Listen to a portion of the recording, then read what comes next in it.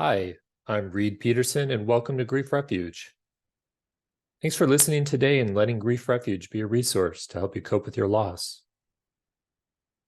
The mission of Grief Refuge is to help you find peace and purpose after loss. Finding peace helps you survive the painful emotions of grief. Finding purpose helps you live life more fully. As you settle in and listen to today's topic, I invite you to download the Grief Refuge app for more support. On the app, you'll find daily content to validate your feelings, soothe your grieving heart, and calm your grieving mind. To get the Grief Refuge app, open the App Store on your phone and search for Grief Refuge. Today, we talk about a difficult emotion to manage when grieving. It's anger. Anger can cause a lot of problems when you're grieving. And it's also very common to feel. Today, I'm joined by Sandy Linda, who is a grief and women's empowerment coach, in the conversation. Sandy and I talk about her difficult experience of feeling so much grief-related anger for over a 2-year period, and then the things she did to resolve that anger and heal herself. Sandy also offers some tips and techniques for managing your own grief-related anger. It's a powerful conversation, and I hope you very much enjoy it. Hey everyone, welcome back to another episode of Grief Refuge. If this is your first time, welcome in, as they say down in, many areas of the country. Today we're here with a special guest, Sandy Linda. We're here to talk about a difficult conversation, actually. Here to actually learn a lot. Sandy, I'm super stoked that you're willing to talk about grief-related anger, and I'll be honest with you, I definitely have my learner's hat on here. There's a lot to learn from you. I can sense it. We've had some pre-interview conversations, and thank you for being a part of Grief Refuge, Sandy. Thank you so much for having me, Reed. I'm super excited to share with you and your audience and get super stoked on opening this conversation. So let's begin. Yes, let's begin. Let's start with the area that you are located in. You're in New York City, right? Yes, I'm in New York, but I am in Long Island, so I'm in the suburbs right now, which is so much calmer for me right now versus the city and everything else. So, but I still love the city, don't get me wrong, but yeah, I'm in Long Island. Okay, thank you. So in Long Island and being close to the city and being in New York, Reed not being from the area of New York, but having visited New York quite frequently, it's a different energy. And so off the bat, I'm going to throw out a stereotype, and I'm putting myself out on a limb here. I'm going to say that on the East Coast, especially in your area, when we think about grief-related anger, I think of words like hostility. I think of words like rage. I think of like really intense experiences. And is that true, or in your experience, Sandy, or would you say that when people are angry and they're experiencing a lot of grief, it's a different type of experience on your end? Yes, it is true. It's frustration, it's rage, it's anger, it's wrath, especially road rage here in New York, especially the taxi drivers. So don't worry about it, because yes, I've been living here all my life, so I get it. Because last year I had an opportunity to visit Kansas City, and I was like, wow, what a difference between Kansas City and New York. Because I was like, everyone's calm in Kansas City, but New York, yes, there is a lot of frustration and anger and fast pace, and especially with grief, there's a lot of unresolved grief because there's some hidden anger that's not allowing them to express it in a more constructive way, but they begin to present it in a deconstructive way where violence begins or severed relationships. Okay, so I know a little bit about some of your experience when in regards to relationships, and a little bit about your background, Sandy. Can you fill listeners in a little bit about what you do for a living and who you work with? Sure. I took on the role as a life coach, but with grief expertise work, allowing me to help women overcome grief and become a more fearless, adventurous leaders in the world after losing their loved ones. The reason why I took on that role is because I know how that feels, losing a loved one. And my experience was, before I started this coaching, I was actually in marketing. I was in events. So I used to be the smiley person. I used to be like, "Hi everyone, we have an event," and I did all the events, but I also did corporate events, where it was pharmaceuticals, attorneys, and financial advisors. They always have their big events. So I used to do that. And around 2013, after losing my mom to pancreatic cancer and stage 4, then that's when my world descended, because that was my mom, but at least I had my sister and my dad to grieve with. So I had that moment with them to grieve after my mom's death. However, 11 months later, then my sister passed away from her breast cancer. So her cancer went to the bone, and she went ahead and went and passed on in 2014.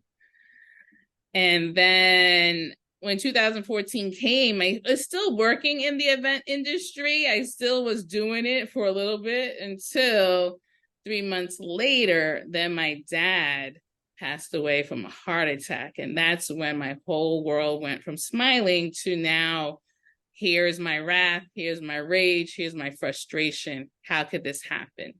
So 2015 was the last person that passed, which was my dad. And that's when I was at a pace of what they call us New Yorkers, the angry New Yorkers, or the fast-paced New York, our personalities. But mine was just, I was filled with rage and hurt and frustration because I was left with the unknown. And my grief was so deep, I didn't know who to go to get the right information besides therapy or bereavement counseling. Now, those are the good choices. I always tell people, once something happened, you want to get as much help as you can. And I did have therapy session already, because since my mom passed, I did have therapy in that moment.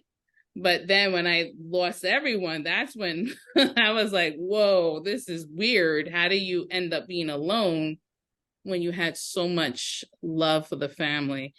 And it took me a while. It took me about 2 years of rage. I had 2 years of anger, rage, and hurt.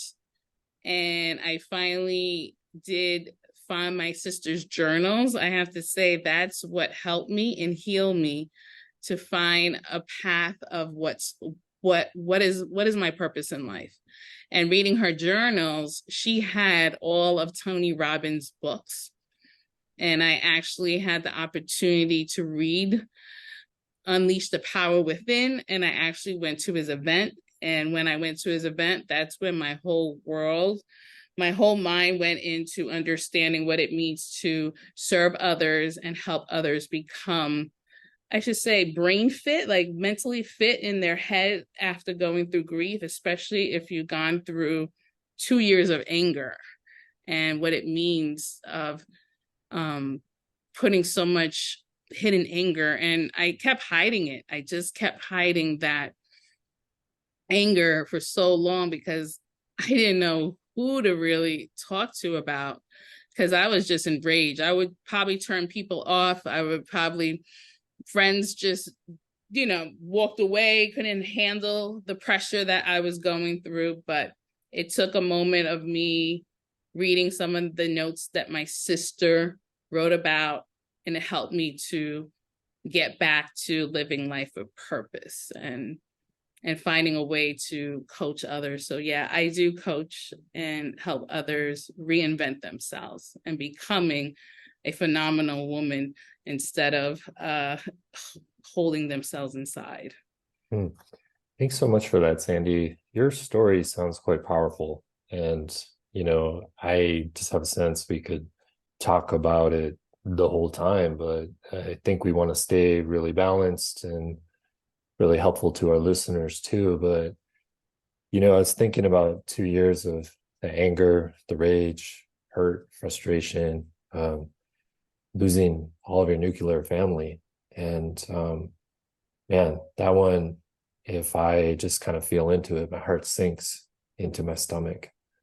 And I just want to honor you and honor your mom, your sister, your dad, your whole family in that experience. Getting a little emotional as I think more about it. And so thanks again for just sharing pieces of their story and your story and your experience to finding healing. Do you remember how you happened upon your sister's journals? Oh yeah. It was because where I lived, we lived in Queens, and it was a big house. And what happened is, before my sister died, my dad packed up all her belongings and left it in the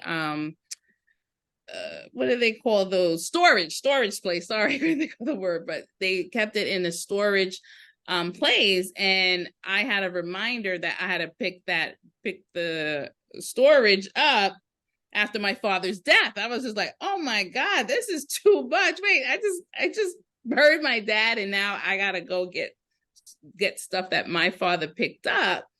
And along with those storage, when I went there and got to pick up the stuff, there was a box of journals.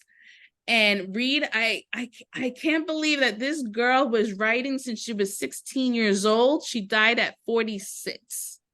And she had a plethora of stuff about her dreams and her goals and where she wanted to be, lifeguarding and boyfriends and all of that. She had all those plethora, but I actually read just the recent ones.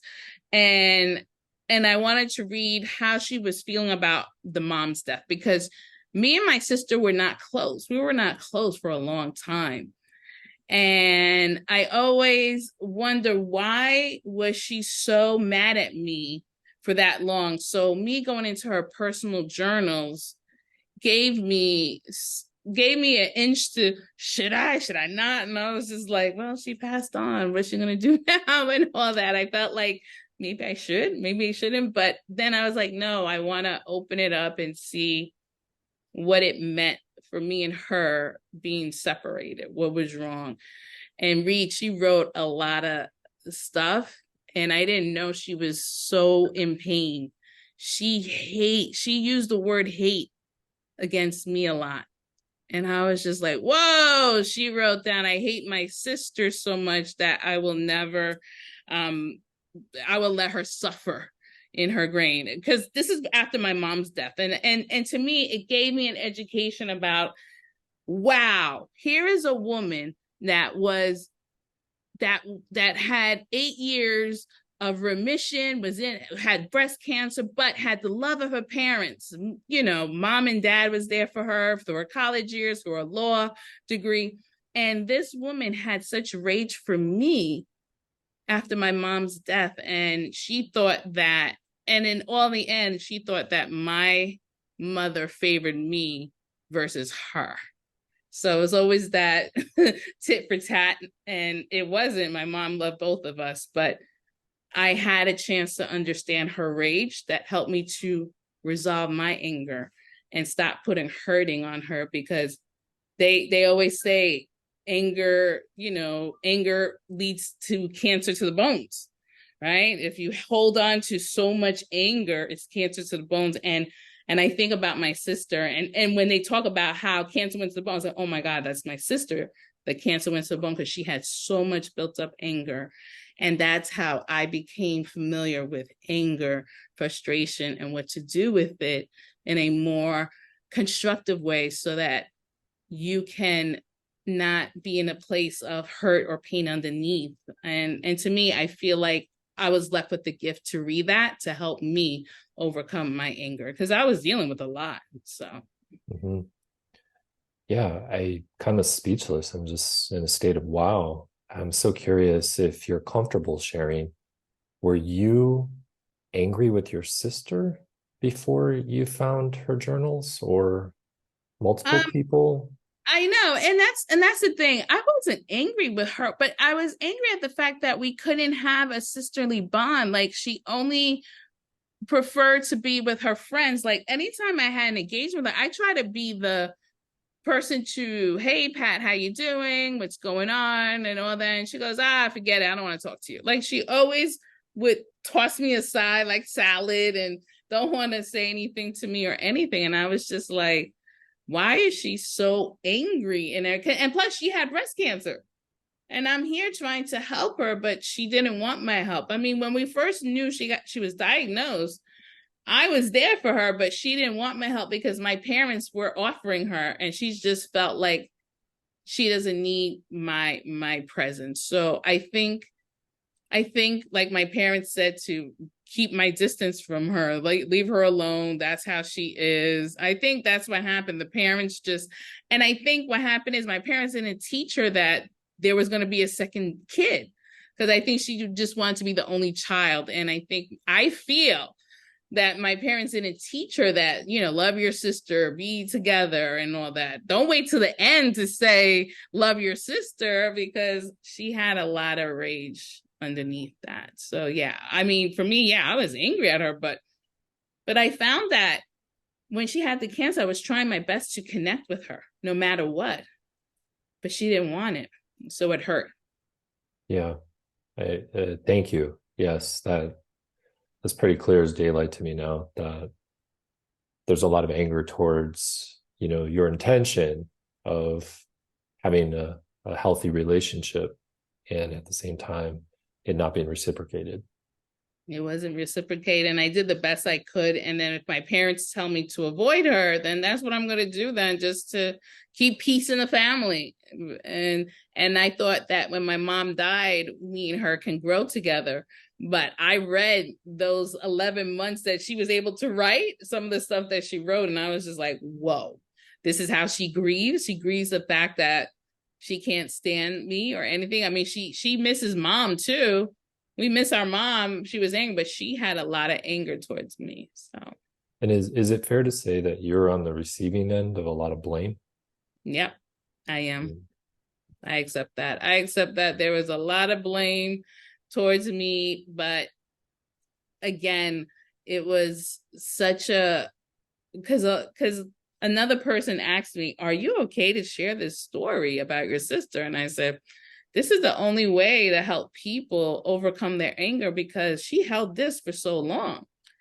And for me to share this enlightenment helped me because I almost was going to have cancer myself, but I overcame it, because I kept going to MRIs, I kept doing all this stuff and everything. And, yes, I got stage 1, but that was a wake up call to really own up to what's wrong, Sandy, what's laying. And to me, her journals really saved me, even though she put so much emphasis of her dislike towards me, her hatred. She gave me an education on anger and not to hold it in. Again, it's such a powerful story. It's like I just feel like I could talk to you all day. You've got me thinking about some of the unknowns in so many people's relationships, especially losing a loved one. There's a lot of unanswered questions of why this, why that, why not this, why not that. And you mentioned, the gift of being able to read your sister's journals. You got some answers, although they probably weren't the answers you wanted, correct? Nope. No, I was looking to see what can be resolved here. I thought, but she did put some stuff about how she misses mom, but there was a lot of anger towards me because I was born second. So interesting. Okay, so for you, it sounds like there was some self-awareness as far as, okay, well, gosh, Sandy, I'm jumbled here because I'm like, you make this connection with very intense and what sounds like sometimes unaddressed emotions to physical symptomology. Is that correct? Yes. So educate us about that a little bit more. Tell us a little bit more about that. I'm sorry. Go over the question one more time. I'm sorry. Just ask the question. So you had mentioned unresolved anger leading to bone cancer. Yes. And I'm trying to help us as listeners try to understand that better in regards to what that means for you. Like if there's unaddressed or unresolved emotions, it then manifests into some kind of physical illness or symptomology. Is that right? Yes, that is right. Yeah, what happened with me is after holding so much anger, I was diagnosed with stage 1. And stage 1 was just a wake up call for me to release what's bothering me. I have to say, that was just an eye opener to really, I didn't lash out to people. I just told people how I felt. I said, I'm in a space of, I lost all my family and I'm a bit angry, but I'm not here to hurt anyone's feelings or want to create violence. But I'm in a place to have a constructive dialogue if you allow me to share my angry feelings, the painful hurt, the frustration, because my sister wrote something and I need that attentive listening. If you can give me that, like I asked that person who knew about what happened to me, said to me, what's wrong? And that's when I said, there's anger and I'm letting it out, but not in a place of me gonna throw violence, but I want to have that constructive dialogue or a healthy, angry talk about what I'm feeling right now. So that was the eye opener for me to smooth out, because the cancer woke me up, because it manifests the anger, all that 2 years of being angry at my sister, or then angry at God, and that's another spiritual sense. I'm angry at what happened, what's going on. Okay, so am I next? I'm on that phases, but then once when something happens to you physically, a health risk, that's when I just said, all right, here we go, let's see how this works. And Reed, it's just been a great eye-opener, because I know how to have better communication with people who are going through those challenges, those unresolved grief, those hidden anger. But also I know how to talk to people who try to say something that doesn't make sense to me, and I'm just like, okay, take a breather, let's stop for a moment, because I have this moment where I say, breathe, relax, then release. That's something that's been helping me to breathe in, then relax it out, and then release some of the tension that's coming out, but in a healthy manner. Now, thank you. And so when acknowledging that this strong emotion, this anger related emotion needed to be expressed, and finding somebody to speak it to, to voice it. One of the thoughts that runs through my head, Sandy, is that who would sign up for that, as far as the receiving end?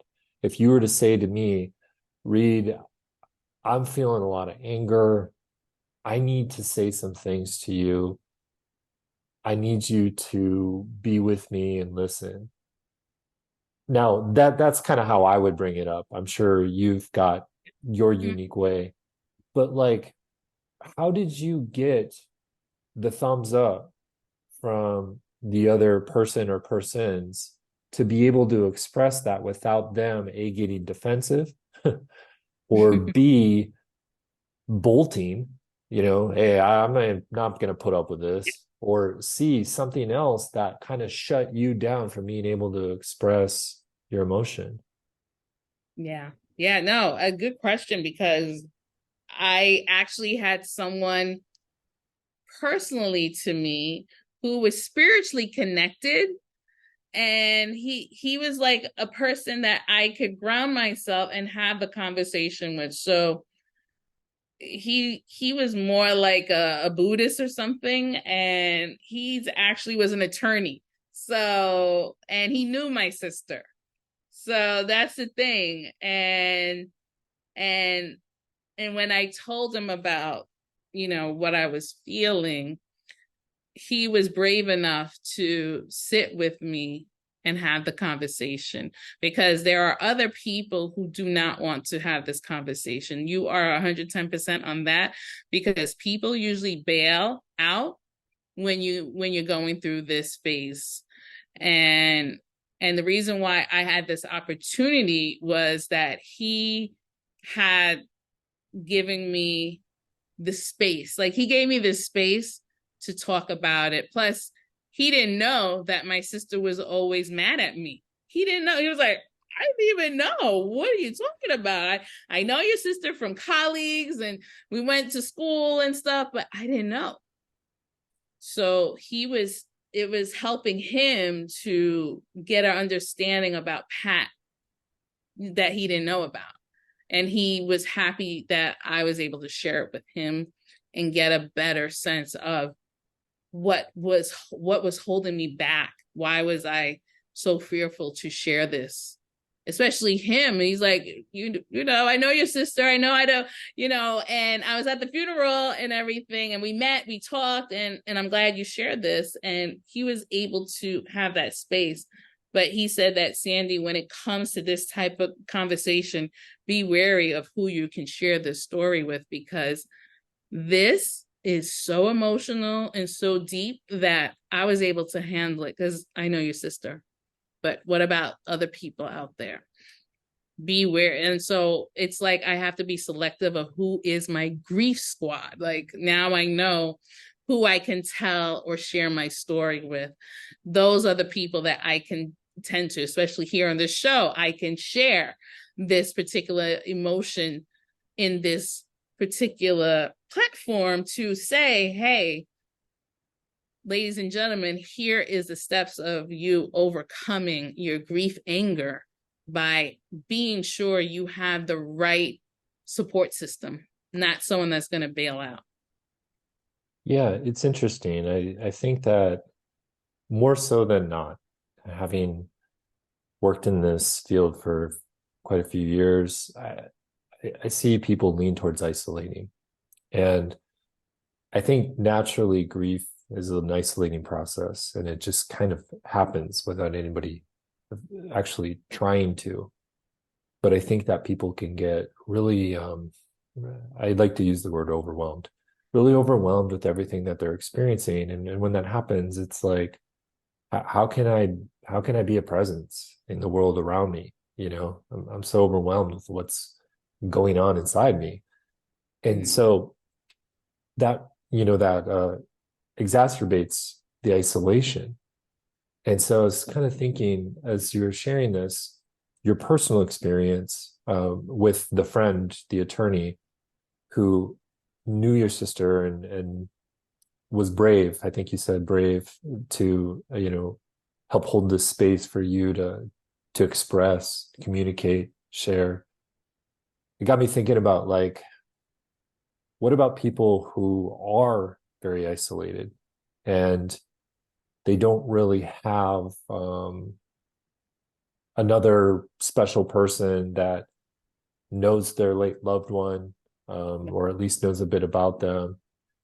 So I'm curious if, we put on your professional hat for a second, Sandy, and share a little bit about, how perhaps you coach some of the women you work with to be able to express anger when they can't necessarily direct it to someone who's been a family member or a close friend or something like that. Are there some tools that you can share at this time as far as how that can be expressed? Sure. What happened is that I work with women who are enraged of losing their loved ones, and they have the opportunity to engage the conversation with me because I have this special technique that I tell people about healthy anger or constructive anger talk. Like, I want people to have the ability to communicate in a more healthy anger instead of an unhealthy anger. Because when I talk about constructive anger, I tell these fabulous women to embrace it, but in a healthy way by communicating what is the feeling beneath that anger. Because anger, it has its roots. It's frustration, resentment, anxiety. There's another one, I'll come to it, but I just know that I always ask them when it comes to anger, and most of it is resentment and frustration that they get from losing their loved one because they're frustrated at fact what happened, why did this happen, why do I have to go through this? And it's like a circle for them because they don't know if they're able to put one foot in front of the other. So they struggle with the fact that they don't have that special person that can really have the engaging conversation. But I also told them that the best way for people who decided that, hey, I want to do this on their own terms or anything, I always tell people to walk in nature. I find that walking in nature helps me let out all the stuff I need to yell out. Because I see people with their earbuds and you're thinking they're listening to music, but I think people, or talking to somebody, I think some of them are yelling. Because when I was in the city, I was watching one particular, I observe people sometimes. That's just my personality. I like to observe. And I just noticed he had on his earbuds and you would think he's talking to someone, but no, he was just yelling, just putting out all his fillers out about what he was feeling. And he kept saying that, no, this is not right. This is how I feel. I'm going to just obtain what I need to say. And the way he said it, it was just like, wow, just by walking in nature allows you to give you that space of, talking it out and then journaling it. Like, you could out your feelings and then finding that right support person that you can say, hey, I have something on my mind. Would you be open to having this conversation? It all starts with that question. It's all about having an open conversation with someone that is willing to say, hey, I'm at this point. I'm a bit angry, but are you willing to hold space and open the channel for me? I mean, that's what and some people will say no, and I know that hurts and all. I get it. But in the end, I think it's best for you I always tell them to really engage in writing and journaling it out, and then having the proper channels of who you can talk to about what you just wrote. Because writing helped me. That's what got me to be able to have engaging conversations with them, because I do write, and writing, because ever since my sister journal, I started journaling too. Okay. Cool. Those are some great tips. Those are some great tools and techniques. The question again, I'm feeling this way or a certain way. Would you be open to having a conversation about it? Is that correct?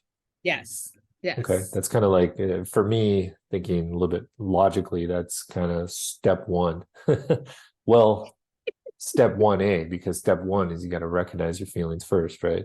Right. That's true. Step one, you want to recognize, because you're writing it out, journaling out. Because what happened is you're frustrated. Someone died just unexpectedly. And when people pass away, I know that it's shock. They're in a shock right now. But in a few days or in a week or two, the anger starts to build up. So I always tell people, write out everything you need to say. Put, like, I always tell them, write your download everything that's coming out of your thoughts, everything.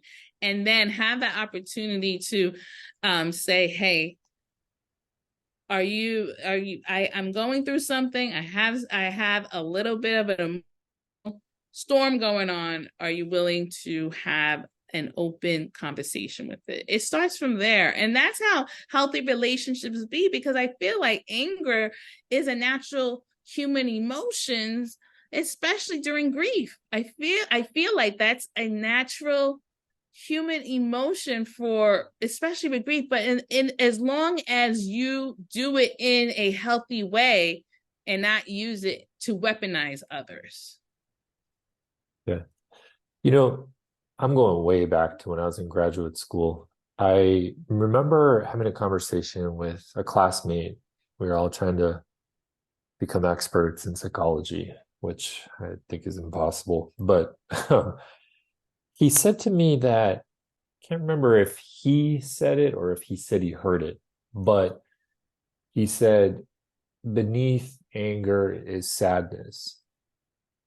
Now, is that something you resonate with? Do you think that most people that are angry are kind of in a reactive, defensive expression?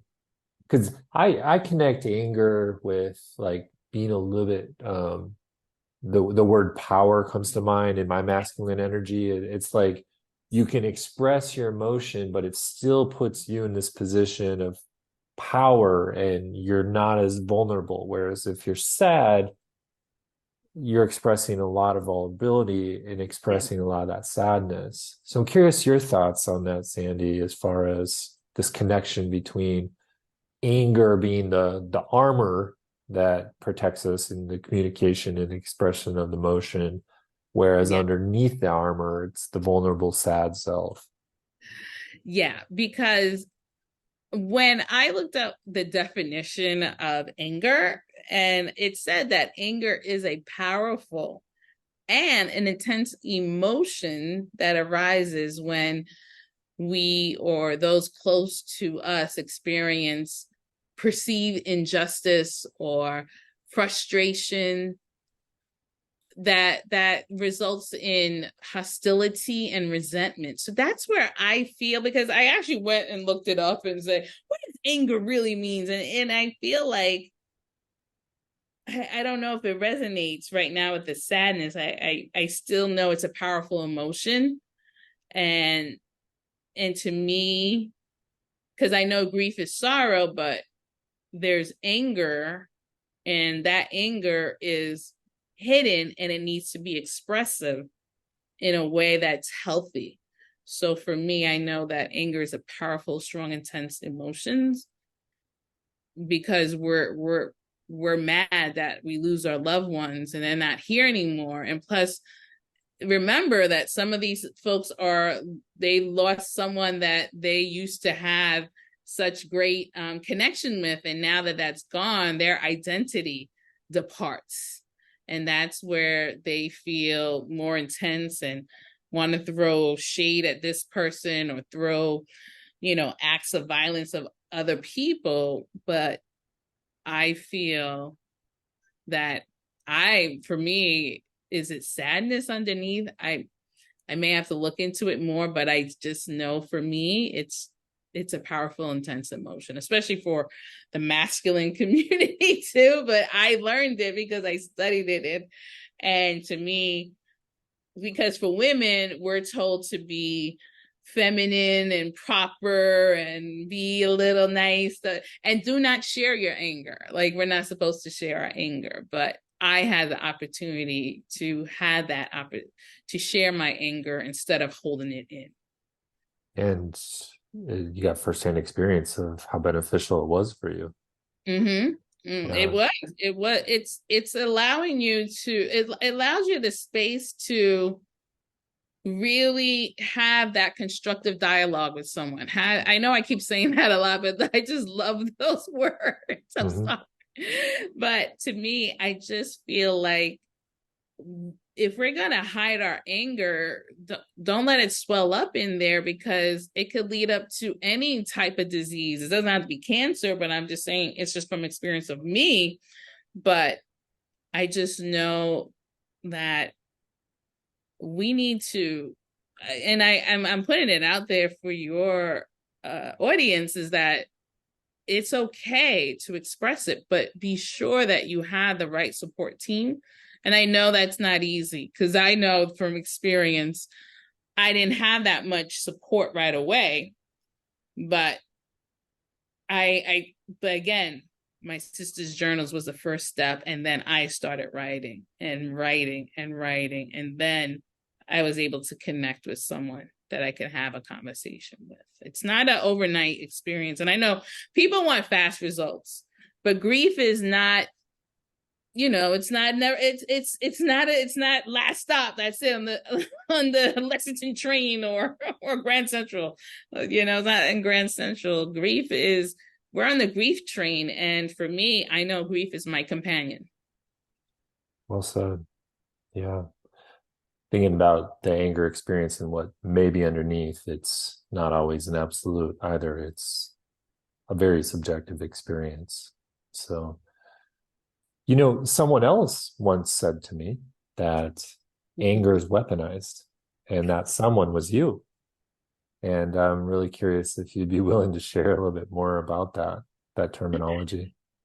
Yes, because I actually looked at the misconceptions of anger, about how anger, especially with women, because I actually was able to read about the anger advantage, and I was able to get an idea of the misconception that people say. And on that myth, it said anger is usually weaponized, and you weaponize it, but it's how you respond to the situation. Like, I didn't weaponize my grief, whether some people may think that is, but I didn't weaponize my grief. I just went ahead and had be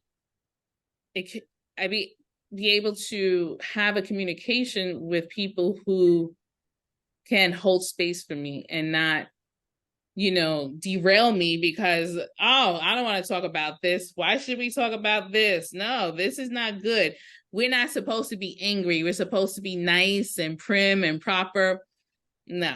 At the end of the day, I realize that anger is only weaponized if you use it against trying to manipulate someone, or doing some injustice, or doing some way of gun, because I know that there's so much anger in this world too. I mean, I don't want to go into it, but I just want to say that in today, everyone is really weaponizing their anger, because I feel some of them probably don't have the appropriate channels of how to express anger.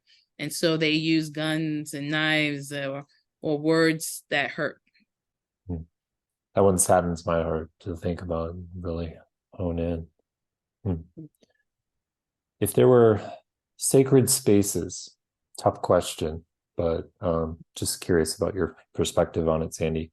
If there were sacred and safe spaces for people to express their grief, what would they look like to you? Well, be in the island. Go to the islands and go to the beach and chill and go in the water. But yeah, I mean, sacred spaces, it starts within you. I always tell people, start your sacred space within you. Find that space so that people know that you get to show up what you represent. Like, I don't sugarcoat my life anymore. Like, this is who I am. Because the thing is, when it comes to space, I want it to be sacred for us to have meaningful conversations within myself. Who do I want in my crew to have hard conversations? And some people call it uncomfortable conversation, but I'll say hard conversation. But for me, I was taught this, that I I had to get comfortable with discomfort. And this is an attorney that told me that. He's a defense attorney too. And I was just like, oh God, those defense attorneys, they're good, but damn, but he's the one that told me that I need to get comfortable with discomfort, and for me to know who I am so that people will respect your space, and it's sacred. And for me, my space is being around folks that want to entertain each other on difficult conversations, because some people don't want to do that. Some people just want to, lounge around or do other things that excite them, or social media or something, or whatever. And that's okay. We can still do that. But in the end, I want to ensure that my community wants to have a great conversation where we could sit down in a park, or we could go to Central Park, we could go to the West Side Highway, because those are the places that I was at the pandemic. During the pandemic, this is where I was, because there was nobody there and I had time to reflect. And to me, I always engage in community that wants to have a place where we can talk and we can write. If you want to journal, you can journal at home, but we can journal together, and then we can share each other's thoughts, because especially if you're journaling, you're angry, you can share your thoughts and how we can, work out in having those healthy, angry conversations. You recommend, as far as a journaling process, do you recommend someone write something down immediately when they notice anger come up, or is there kind of like for lack of a better term, a schedule that you find helpful? No, once the intense anger starts up, I always ask them to write it out, because what happened, like, here's one example, like someone was provoked, like someone was throwing jabs at that person, and the client went ahead and did the breathing technique, and she said that she breathed, she relaxed, and then she released, but in a humble way. But she said that she needs a moment, but let me come back to you so that I can have a more healthy conversation about what just happened. So yes, when there's an intense anger, write it out. For me, I know that's my goal, but everyone's different, but that's me. When I have that immediate feeling, I write it out just to put everything out there, and then have a meaningful conversation with myself or with the person that I just need to engage with. Cool. Well said. All right, Sandy. Well, hey, there's a lot of wisdom and a lot of just great tools shared here in our conversation. I think we'll kind of start our transition into parting ways, but grief-related anger in a nutshell. If there was one takeaway from our time together today, and you wanted every listener to just really embrace the concept, what comes up in your heart? Don't hold on to past resentment. Let go. Let it be. It may be messy, but allow yourself to embrace anger in a healthy way. That was awesome. That one struck the chest really, really deep inside. Thank you. Beautifully stated. Yeah, that's how I feel it. Just by what you asked me, I just took a moment to really let the listeners know how to embrace anger and know that it's messy, but it's okay. Absolutely. Cool. So Sandy, if somebody wants to get a hold of you, how do they reach you? I do have a website. They can reach me there at sandylinda.com. So easy. Sandy. It's so easy. Get me on there. You can subscribe to my newsletter. I do have a free grief guide to allow them to air out their emotions. I have the 3 steps of how they can air out their emotions, and you can get me on that. And I am actually relaunching my podcast, so they can get me on that too. If you're on my email list, you'll be able to get the new notification of that, the podcast relaunching, overcoming grief. But thank you so much for this conversation, Reed. I want the listeners to really gain a benefit from it. It really is a mission for me to help, whether, especially with women, just getting them just to really stop the people pleasing and start looking within themselves and find a way to have the healthy conversations about what they're going through, because my sister saved my life, and I'm here to inquire to help others to get on the path of embracing anger. Absolutely, Sandy. I can tell you're committed to empowerment and being of service to others. And so just keep up the great work. And thank you for being on the Grief Refuge podcast. Thank you so much for putting this together. And I love it. It's a great, especially your app. Get on their app, because I love their app, because you have journals because they have journals. You have your journal prompts. So please present that. I really had a great time. Thank you so much for this. Thanks for tuning in and reflecting on your own experience with grief and anger. If you have lingering questions or a perspective you need to voice, I'd love to hear your thoughts. Send us a message from the contact link on the Grief Refuge app. And if you enjoyed this podcast and would like to hear more, please subscribe and leave a rating and review. Thank you, and take great care.